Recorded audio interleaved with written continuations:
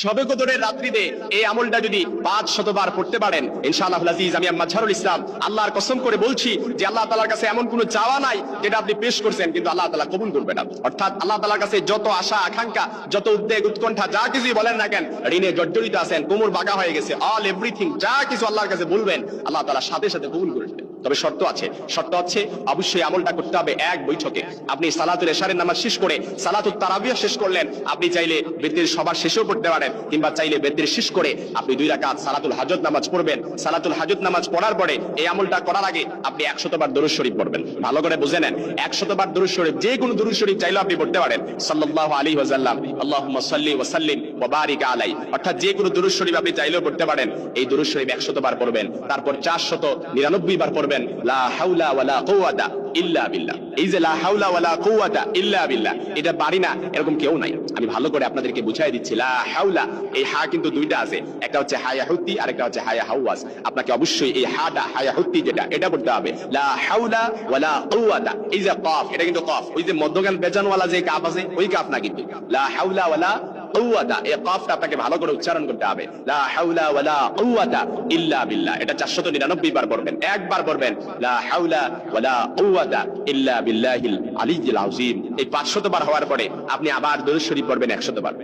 এই দরুদ শরীফের ক্ষেত্রে আমি আপনাদেরকে একেবারে ধরাবাঁধা কোনো দরুদ শরীফ বলতে চাই না, যে কোনো দরুদ শরীফ পড়লেই হবে। সাল্লাল্লাহু আলাইহি ওয়াসাল্লাম, আল্লাহুম্মা বারিক ওয়া সাল্লিম, আল্লাহুম্মা সাল্লি ওয়া সাল্লিম ওয়া বারিক আলাইহি, এভাবে পড়ে তারপর কয়েকবার ইস্তেগফার পড়ে আল্লাহর কাছে দোয়া করবেন। এবার দোয়া যে করলেন, এক বৈঠকে যে আমলটা করলেন, আল্লাহ তাআলার প্রতি পরিপূর্ণ ইয়াকিন রেখে, ইত্তেবা রেখে, আমি একটু বলে রাখা ভালো, আপনারা যখন আমলটা করার পরে দোয়া করবেন, অবশ্যই দোয়া করার ক্ষেত্রে যখন মোনাজাত ধরবেন, এই মোনাজাত আপনি চাবেন একটা নিবিড়, একটা নিস্তব্ধ জায়গায়, যাতে করে আপনার কানেক্টিভিটা আল্লাহ তাআলার কাছে খুব সহজেই হয়ে যায়। এই কানেক্টিভিটি যখন আল্লাহ তাআলার কাছে হবে, তখন আপনার ভেতরে এই ইয়াকিন রাখবেন আল্লাহ তাআলা আমার দোয়াটা অলরেডি কবুল করে নিয়েছেন।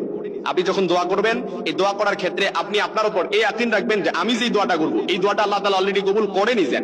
এই ইয়াকিন রেখে আপনি যদি আল্লাহর কাছে দোয়া করেন, ইনশাআল্লাহুল আজিজ, হাদিসের একেবারে হাদিসের শব্দগুলো আমার সামনে ভেসে আসছে। হাদিসের মধ্যে নবীজি বলেছেন, বান্দা যখন দোয়া করার ক্ষেত্রে তার উপর পরিপূর্ণ ইয়াকিন রাখে আল্লাহ তাআলার উপর, যে তার ভেতরে পরিপূর্ণ ইয়াকিন আছে আল্লাহর প্রতি যে আল্লাহ তাআলা আমার দোয়াটা কবুল করবে, তাহলে তার দোয়াটা অলরেডি কবুল হয়ে গেছে।